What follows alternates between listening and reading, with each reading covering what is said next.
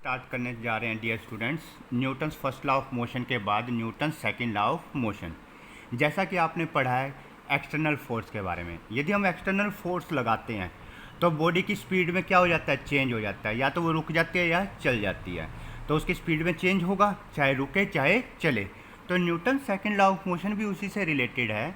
ये क्या कहता है कि जो एक्सटर्नल फोर्स हम किसी बॉडी पर लगाते हैं वो हमेशा डायरेक्टली प्रोपोर्शनल होता है rate of change of momentum. तो इसको हम जस्ट ऐसे भी लिख सकते हैं कि according to this law the change in momentum per unit time, यानी rate of change in momentum is directly proportional to the external force acting on the body. हम यहाँ दोबारा रिपीट कर रहे हैं, जैसे मैंने पहले बताया था कि external force is directly proportional to the rate of change of momentum.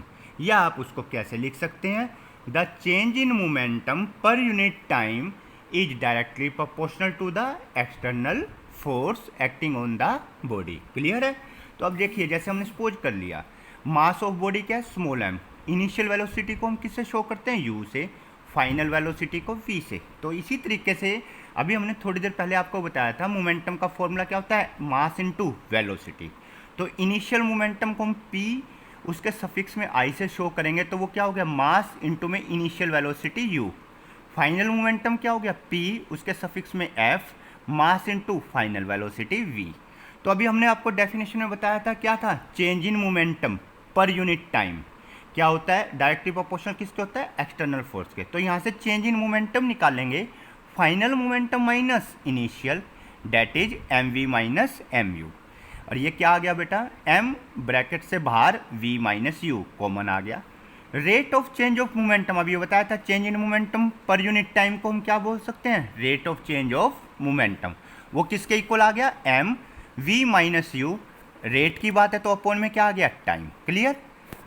अब अकॉर्डिंग टू दिस लॉ या अकॉर्डिंग टू दिस डेफिनेशन आपको बताया था एक्सटर्नल फोर्स डायरेक्टली प्रोपोर्शनल क्या होता है, change in momentum per unit time. तो वैल्यू पुट कर दी। और आप सब ने पहले पढ़ा हुआ है एक्सेलरेशन क्या होता है, चेंज इन वेलोसिटी अपॉन में टाइम। तो v माइनस यू अपॉन में t के प्लेस पर हमने क्या पुट कर दिया, a। तो फोर्स का फॉर्मूला क्या हो गया, f डायरेक्टली प्रोपोर्शनल मास इनटू एक्सेलरेशन। और f इक्वल टू, बेटा ये प्रोपोर्शनलिटी का सिंबल हटाकर हम कोई इक्वल का सिंबल लगा के कोई कांस्टेंट k सपोज कर लेते हैं। यहाँ पर ये हमारी मर्जी होती है कि हम कोई भी कांस्टेंट प्रोपोर्शनलिटी सपोज कर सकते हैं। हमने यहाँ इसको 1 मान लिया, तो F इक्वल टू क्या आ गया, एम ए। तो ये Newton second law of motion का दूसरा फॉर्मूला आ गया है, F equal to m a. It is also, Newton second law of motion is also defined as the product of mass into acceleration. ये दोनों पे डिपेंड करता है, मास पर भी और एक्सेलरेशन पर। अब आपको पता है एक्सेलरेशन वेक्टर क्वांटिटी है, तो फोर्स भी क्या होगी, वेक्टर क्वांटिटी। क्लियर? अब हम आगे चल के इसकी यूनिट्स के बारे में बात करेंगे। 2 टाइप्स ऑफ यूनिट्स आपने पढ़ी हैं, एसआई यूनिट जिसको हम MKS भी बोलते हैं। तो फोर्स की जो एसआई यूनिट होती है न्यूटन होती है, और यहाँ आप देख रहे हैं F equal to m a है, तो इसको एसआई यूनिट को न्यूटन भी कह सकते हैं।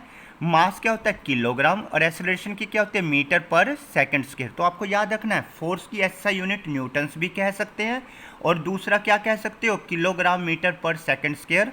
According to formula force equal to mass into acceleration. हमने बताया था कि 1 Newton is also equal to क्या होता है, 1 किलोग्राम। अब देखिए दोबारा से, सॉरी रिपीट करते हैं, F इक्वल टू क्या था, एम ए। अभी हमने आपको फोर्स की यूनिट क्या होता है, न्यूटन भी कह सकते हैं, kilogram metre per second square भी कह सकते हैं।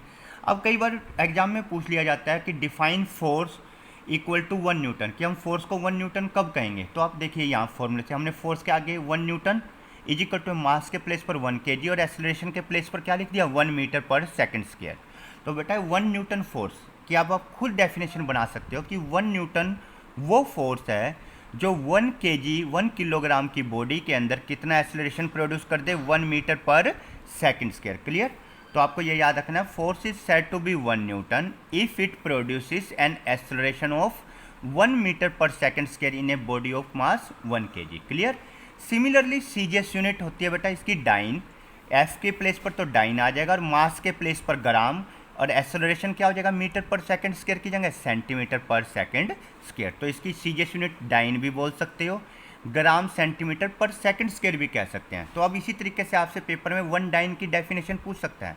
तो वही कहना है, 1 डाइन वो फोर्स होता है जो 1 ग्राम की बॉडी के अंदर कितना एक्सेलरेशन प्रोड्यूस कर दे, 1 सेंटीमीटर पर सेकेंड स्क्वायर। तो देखिए, force is said to be 1 dyne if it produces an acceleration of 1 centimeter per second square in a body of mass 1 gram. Clear. अब यहाँ पर कई बार पेपर में आपसे पूछ लेते हैं relation between Newton and dyne. वैसे आपको डायरेक्ट याद रखना है 1 न्यूटन इक्वल टू क्या होता है, 10 की पावर 5 डाइन।